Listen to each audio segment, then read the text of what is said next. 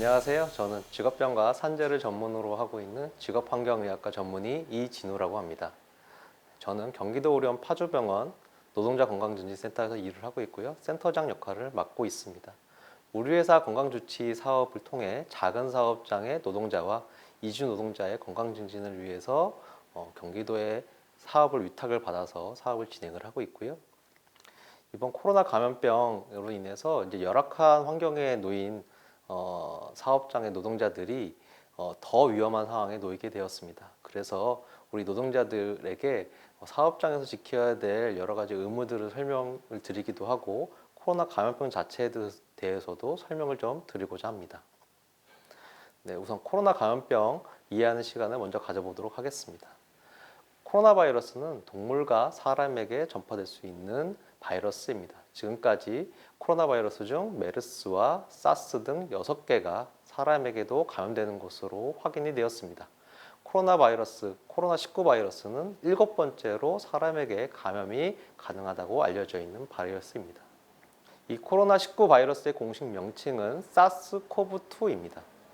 2003년 유행한 사스 바이러스와 유전적으로 유사하다 하여 2가 붙었습니다. 이 바이러스에 의한 감염증을 일반적으로 코비드19라고 부르고 있습니다. 코로나의 코, 바이러스의 B, 질병의 D. 그래서 2019년에 최초로 발견했다 해서 19를 조합해서 코비드19입니다.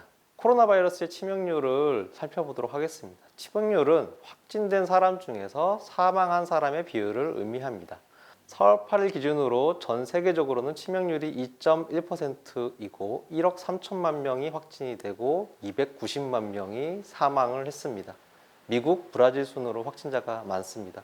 한국은 전 세계 순위는 86위이고요. 확진자가 10만 명을 넘어섰습니다.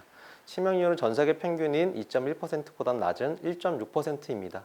치명률이 생각보다 높지 않다고 생각하실 수도 있겠습니다. 다른 바이러스인 에볼라의 치명률은 20에서 70%로 상당히 높고요. 코로나 바이러스 중에 다른 종류인 사스와 메르스는 10에서 20%의 치명률을 보이고 있기 때문입니다. 하지만 바이러스의 위험성은 치명률로만 판단하지는 않습니다. 얼마나 많이 전파되는가도 상당히 중요하기 때문에 이제 그런 부분들을 감안해서 보셔야 되고요. 치명률 부분에 있어서도 인플루엔자 바이러스 같은 경우는 0.1%의 치명률을 보이고 있습니다. 이제 그런 것들과 비교했을 때는 20배 정도 치명률이 높기 때문에 상당히 주의해야 하고 위험한 바이러스 중에 하나입니다. 코로나 전파 방법은 비말입니다. 보통 1.5에서 2m 정도까지가 전파가 가능하다고 알려져 있습니다. 홍역이나 결핵, 수두 같이 공기 중으로 전파되는 바이러스에 비하면 훨씬 전파력이 낮다고 볼 수는 있겠습니다. 다만 전염 사례 중에서 2m 이상의 거리에서 식사를 하다가 감염된 사례도 있었습니다. 그 경우는 에어컨 바람이 셌기 때문에 원래 비말이 도달할 수 있는 거리보다 훨씬 더 멀리 날아가서 감염이 됐다고 추정을 하고 있습니다. 앞서 설명한 비말 전파가 왼쪽 그림이고요. 공기 중 전파가 오른쪽 그림입니다. 비말 전파라도 비말과 침방울이 묻어 있는 곳을 다른 사람이 손으로 만지고 그 과정에서 간접 전파도 가능합니다. 따라서 마스크 사용으로 침이 밖으로 나가지 않게 하고 자주 손소독을 하여 간접 전파를 예방하는 것이 중요하겠습니다. 이어서 코로나19 현 상황과 예측에 대해서 설명드리겠습니다. 4월 8일 기준으로 전 세계 1억 3천만 명이 감염이 됐습니다. 그리고 감염된 국가는 192개에 달합니다. 코로나는 전파력이 높기 때문에 전 세계로 대유행이 진행 중입니다. 각 국가의 신규 확진자 수를 보면 미국은 백신 접종으로 급속하게 감소하는 추세입니다. 그리고 분홍색의 그래프인 브라질도 감소하는 모습을 보이고 있습니다. 반면에 녹색 그래프인 인도는 재유행이 되고 있습니다. 한국도 재유행이 된 양상을 보이고 있습니다. 매일 600명에서 700명의 신규 확진자가 발생하고 있고요.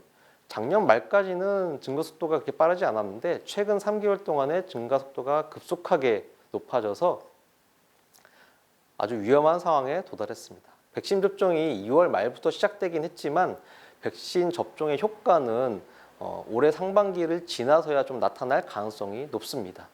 그래서 수도권은 이제 지역의 사회적 거리 두기를 2단계로 유지를 하고 있습니다. 서울, 인천, 경기 등 수도권과 대전, 전주, 완주, 순천, 부산, 진주, 거제가 여전히 2단계 거리두기를 하고 있는 지역입니다. 한국에서 연령별로 확진자의 비율은 50대, 60대 순으로 높습니다. 하지만 치명률은 80대 이상에서 상당히 높은 치명률을 보이고 있습니다. 70대 이상은 20%의 치명률을 보이고 있고요. 70대는 6.2%입니다. 80대가 코로나에 감염이 되면 5명 중에 1명은 사망할 수 있다는 얘기입니다. 상당히 위험한 수준이고요. 그래서 이 코로나 감염의 유행에 대해서는 3가지 정도의 가설이 있는데 현재로서는 가을, 겨울의 대유행 이후에 소규모 유행이 발생할 수 있다는 2번째 모델에 가깝다고 보여집니다. 그리고 우리나라 같은 경우는 백신 접종을 시작했기 때문에 이런 것들을 감안해서 추이를 봐야 되겠습니다. 이어서 코로나19의 임상 양상에 대해서 말씀드리겠습니다. 코로나 바이러스에 노출되어 감염된 사람은 평균 5일 정도 잠복기를 지나서 증상이 생깁니다. 그리고 증상이 생기기 3일 정도부터는 다른 사람에게도 바이러스 전염이 가능합니다. 이 사람이 다른 사람에게 바이러스를 전염시켜서 그 사람에게도 증상이 발생하는 데까지 걸리는 시기를 세대기라고 합니다. 이 또한 평균 5일 정도 걸립니다. 여기서 여러 가지 문제들을 확인할 수가 있겠는데요. 첫 번째는 증상이 발생하기 전에도 3일간은 바이러스가 배출돼서 다른 사람을 감염시킬 수 있다는 겁니다. 두 번째는 증상이 발생해서 코로나 검사를 받고 격리 조치돼서 입원까지 기간이 보통 3, 4일 정도가 걸리는데 이 기간에도 다른 사람을 감염시킬 수 있다는 겁니다. 결국 7일 정도를 감염이 위험한 상태에서 이 사람이 지역사회에서 돌아다닐 수 있다는 의미이죠. 그래서 이런 특성들 때문에 코로나 바이러스는 지역사회 전파가 잘 되고 있습니다. 마지막으로는 세대기가 짧다는 것인데요. 세대기가 짧기 때문에 코로나19는 선행 감염자와 후행 감염자의 증상 발생 간격이 짧습니다. 그래서 이런 것들이 급속한 전파를 야기하는 원인 중에 하나입니다. 코로나의 이런 특성을 잘 이해하고 이해에 맞춰서 예방을 하는 것이 대응에 상당히 중요한 부분입니다. 코로나19가 전 세계로 확산된 이유에 대해서 말씀드려 보겠습니다. 전파력을 결정하는 요소는 감염 재생산 지수와 세대기 2가지입니다. 감염 재생산 지수는 집단 내 감염성이 있는 환자 1명이 감염 전파가 가는 기간에 전염시키는 평균 사람 수입니다. 보통 R값이라고 하는데요. 이 R값이 1을 넘지 않게 하는 게 상당히 중요합니다. 1을 넘는다면 최소한 한 사람 이상이 추가적으로 감염될 수 있다는 의미라서 유행이 지속될 수 있다는 뜻입니다. R값은 감염될 확률, 접촉률, 전파 가능 기간과 관련이 있습니다. 이런 요인들을 마스크 착용, 사회적 거리두기 강화, 검사량 늘리기 등으로 줄일 수 있습니다. 한국에서 코로나19의 R값이 초기에는 2에서 3 정도로 높았지만 올해 초에는 1 아래로 떨어지기도 했었습니다. 하지만 최근에 확산세로 바뀌면서 1.1인 상황입니다. 그래서 다시 재유행이 되고 있고 상당히 많은 사람들이 확진이 되고 있고요. 참고로 사스는 4, 메르스는 0.9, 신종플루는 1.5 정도의 R값을 가지고 있었습니다.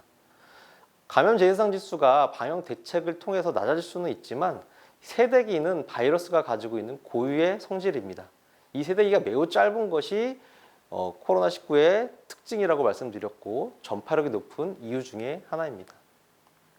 중증도는 낮지만 세대기가 짧아서 상대적으로 큰 전파력을 가지고 있고 이것이 전 세계적인 범유행을 만들게 되었습니다. 게다가 무증상 환자가 많습니다.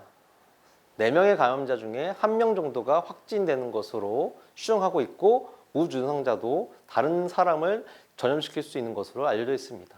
인구 절반가량이 면역력을 얻어야 유행이 종료될 수 있을 것으로 보입니다. 코로나19의 고위험군은 65세 이상인 사람, 당뇨, 고혈압 등 기저질환이 있는 사람, 암 환자, 비만, 장기직한 사람, 흡연자 등입니다. 코로나 바이러스는 호흡기 질환을 주로 유발하기 때문에 관련된 질병을 가지고 있는 사람들이 더욱 취약하겠습니다. 코로나 바이러스가 폐렴을 유발하고 더욱 심각한 호흡곤란 증후군까지 유발해서 위험해질 수 있습니다. 대부분의 사람은 가벼운 감기 증세로 지나가고 간혹 폐렴까지 진행하기도 하는데 고위험군들은 아까 말씀드린 증후군까지 진행될 가능성이 높기 때문에 특별한 주의가 필요합니다.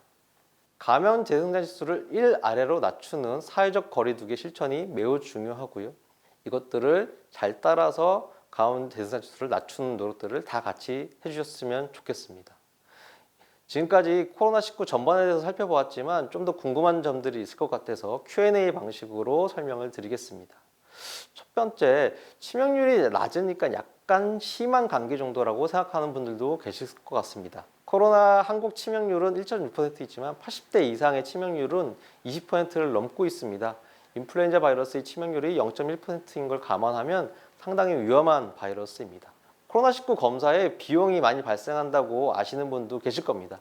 시기에 따라서 상황에 따라서 검사 비용이 발생하기도 했지만 2021년 4월 7일부터는 모든 보건소에서 사회적 거리두기 단계와 상관없이 누구라도 코로나19 검사를 무료로 받을 수가 있게 되었습니다. 등록이든 미등록이든 이주민도 모두 무료로 가능합니다. 보건소나 자세한 문의는 1345 법무부 전화나 1577-0071 노동부 전화로 확인하실 수가 있겠고요. 9시부터 6시까지는 통역 서비스도 제공받을 수 있겠습니다.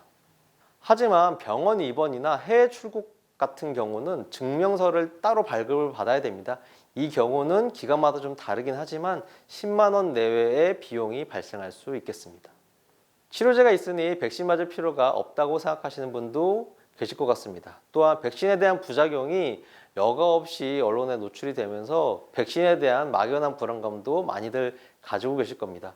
치료제부터 말씀을 드리자면 대표적인 치료제는 렘데시비르입니다. 이 치료제는 치료 기간을 15일에서 10일 정도로 단축해주는 역할들을 하고 있습니다. 하지만 중환자의 경우는 이 치료제로 인해서 사망률이 낮아지지 않는다고 알려져 있습니다. 그래서 치료제 자체가 그렇게 효과적이라고 볼 수가 없는 셈이죠. 반면에 백신 같은 경우는 항체 형성률이 상당히 높은 것으로 알려져 있고요. 다만 우려하시는 부작용 같은 경우는 모든 백신이 가지고 있는 지점입니다. 그런 부작용에도 불구하고 이득이 더 많고 부작용이 심각한 것이 아니라면 백신을 접종하는 것이 의학적으로 많습니다. 대부분의 전문가들은 코로나 백신 접종으로 인한 이득이 훨씬 크기 때문에 반드시 접종을 해야 된다고 공고를 하고 있습니다. 그 다음으로 치료 비용에 대한 것인데요. 전액 무료이고요. 치료를 받게 되거나 자가격리 시에는 여러 가지 정책으로 휴가도 가능합니다. 다만 이 경우에 사업주가 정부에 신청을 해서 지원금을 받게 되겠고요. 직장을 다니지 않으면서 자가격리를 하시는 경우에는 생활지원금도 정부에서 지원을 하고 있습니다. 생활치료센터에 많이들 가셔서 치료를 받게 되시는데요. 이 생활치료센터는 사진에서 보시는 것 같이 2인 1실이나 2인 1실 그리고 화장실을 겸비하고 있습니다. 시설 같은 경우는 연수원이나 여러 시설들을 이용하고 있기 때문에 지역마다 차이는 있겠지만 기본적으로 생활하시는데 큰 무리가 되거나 어려움은 없으실 것으로 보입니다. 그래서 안심하시고 생활치료센터에 입소하셔서 치료를 받으실 수 있다고 생각하시면 되겠습니다. 백신에 대해서도 설명드리겠습니다. 2월부터 순차적으로 전 국민 무료 접종을 진행하고 있고요. 백신 접종 대상은 건강보험 미가입자도 포함을 하고 있습니다. 질환이 없는 19세에서 64세 일반인은 7월 이후부터 사전 예약을 통해서 가능하고 시기별 대상자 안내가 있으면 예약해서 접종하시면 되겠습니다. 하지만 백신 선택은 불가능합니다.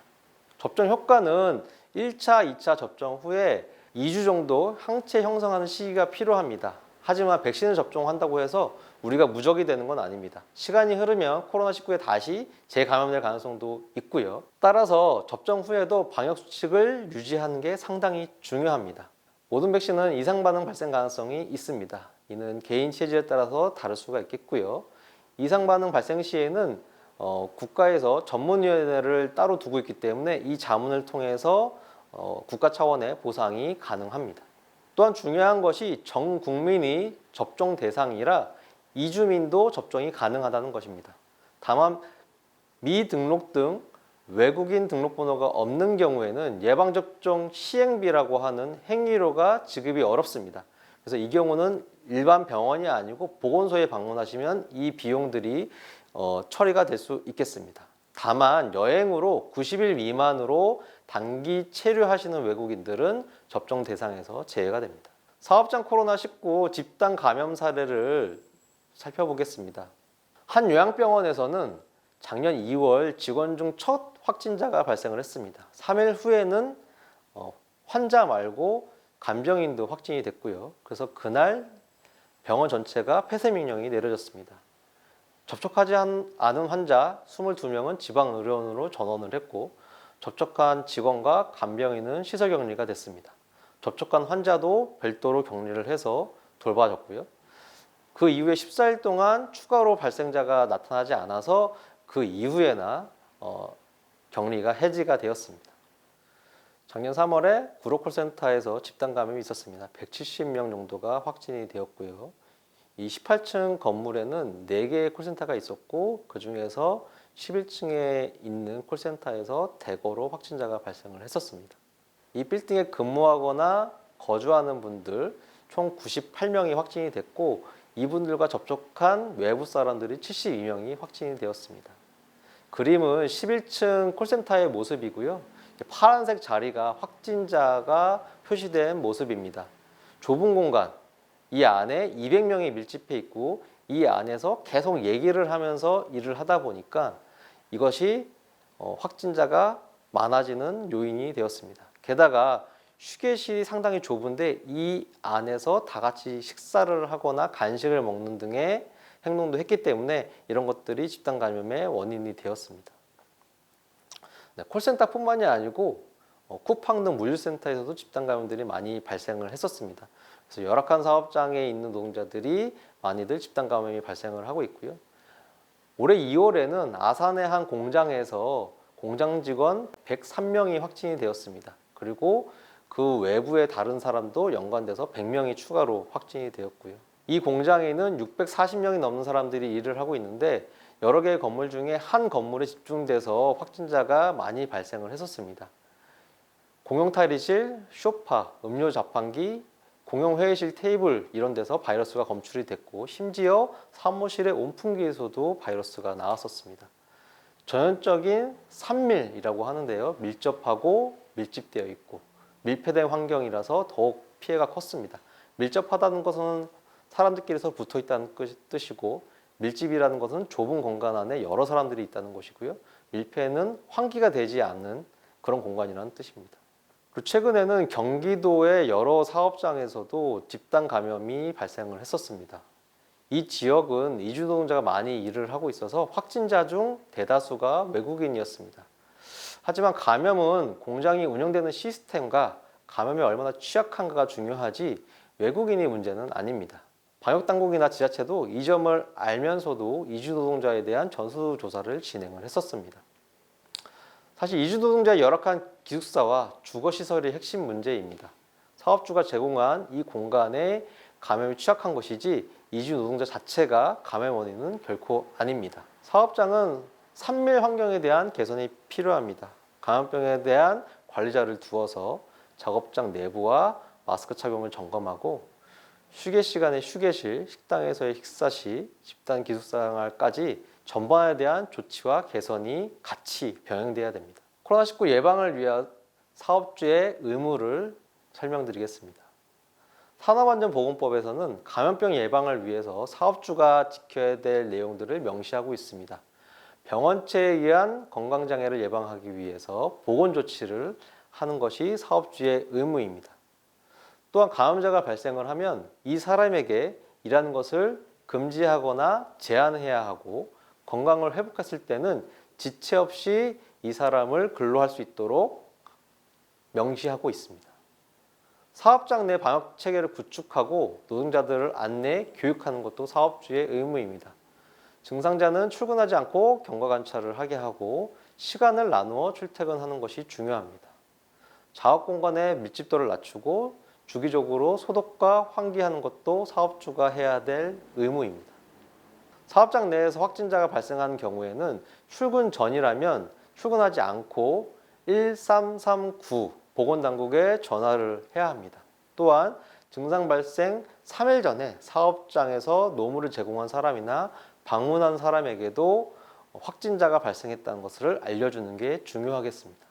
보건당국이 오기 전까지는 확진자는 홀로 한 공간으로 분리를 하고 이 분과 밀접하게 접촉한 사람들도 별도의 공간에 분리를 해야 됩니다. 그리고 그 외 직원들도 아예 다른 공간에 분리를 시켜야 되고요. 그래서 이 직원들이 서로 섞이지 않게 하는 게 중요하고, 증상 유무나 코로나 검사 결과를 가지고 임의로 이 사람들을 섞거나 하는 것들은 절대 금물입니다. 보건당국이 도착하기 전까지는 이 분리를 유지하고, 도착 이후에는 보건당국의 명령에 따라서 진행하시면 되겠습니다. 확진자가 다시 일을 할 수 있는 조건에 대해서 좀 말씀드리겠습니다. 무증상 확진자의 격리 해제 기준은 임상 경과 기반과 검사 기반 두 가지입니다. 둘 중 하나만 만족해도 업무 복귀가 가능하고요. 임상 경과 기반은 무증상일 경우 확진일로부터 10일이 지나기만 하면 해제가 가능합니다. 검사 기간은 코로나 검사라고 하는 PCR 검사를 2회 연속 음성으로 결과가 나오면 이 검사를 통과하는 겁니다. 격리 해제가 되면 의료기관이나 생활치료센터에서 격리 해제 확인서를 지급받을 수 있습니다. 사업주는 격리 해제 확인서를 제출한 노동자에게 별도로 음성 확인서를 제출하라는 요구를 할 수는 없습니다. 둘 중에 하나만 만족하면 되는 것이기 때문에 반드시 음성 확인서가 제출될 필요는 없고요. 격리 해제 확인서만 있으면 됩니다. 그리고 이 경우에 유급병가는 가능하지만 무급병가를 강제하게 되면 휴업수당을 지불해야 합니다. 사업주는 복귀한 노동자에 대해서 불이익을 금지하고 정상적으로 업무를 수행할 수 있도록 조력해야 됩니다. 인사상 불이익이 있거나 퇴사를 강요하거나 따돌림 같은 경우가 발생을 하면 이는 근기법 위반 사항입니다. 심리지원들도 정신건강센터나 근로자건강센터가 지원을 하고 있기 때문에 적극적으로 안내해서 심리치유를 받을 수 있도록 조력해야 합니다. 백신을 접촉하면 이상 증상이 발생을 할 수가 있습니다. 접종 당일에는 접종에 필요한 시간이 주어져야 되고, 접종 후에는 이상 증상이 나타나는 경우 접종 당일에 최대한 휴가를 부여할 수 있도록 하고, 의사소견 등 별도의 서류가 없이도 하루에 휴가를 부여할 수 있도록 보건당국이 권장하고 있습니다. 소독에 대해서 말씀드리겠습니다. 소독은 뿌리는 방식은 절대 권장드리지 않고요. 닦는 방식을 취하셔야 됩니다. 소독제는 우리가 흔히 알고 있는 락스를 사용하시면 되고요. 물 500ml에 락스 10ml를 섞어서 그것을 걸레로 우리가 자주 사용하는 부분을 닦아주시면 됩니다. 바닥 같은 경우도 절대 뿌리지 마시고요. 대걸레로 아까 말씀드린 소독제를 이용해서 바닥을 닦으면 충분하겠습니다. 네, 신종감염병이 유행을 하고 있고, 예전에 발생했던 신종감염병도 재유행을 반복하고 있습니다. 코로나19를 잘 넘기는 것도 중요하지만 이 위기를 넘겼다고 끝이 아니란 얘기입니다. 유사한 감염병 유행으로 언제든지 우리는 위기에 봉착할 수 있겠습니다. 따라서 감염병의 토착화와 신종감염병에 대한 대응 체계를 사업장에서도 마련하는 것이 필요합니다. 우리는 코로나19가 집단 감염을 일으킬 수 있고 사업장에 상당히 위험할 수 있다는 것들을 확인을 했습니다. 사업장 내 시설에 대한 보안과 체계 개선이 필요하고, 사업장 내 열악한 기숙사 시설에 대해서도 개선이 필요합니다. 감염병에 대한 집단 감염 예방 체계를 사업장도 갖춰 나가는 노력이 필요합니다. 들어줘서 감사합니다.